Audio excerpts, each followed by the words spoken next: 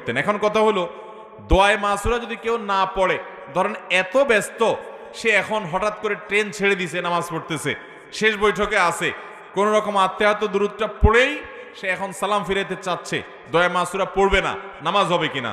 উত্তর হলো হয়ে যাবে, কারণ দোয়ায়ে মাসুরা পড়াটা নামাজের ফরজ কিংবা ওয়াজিব নয়, বরং সুন্নত আমল।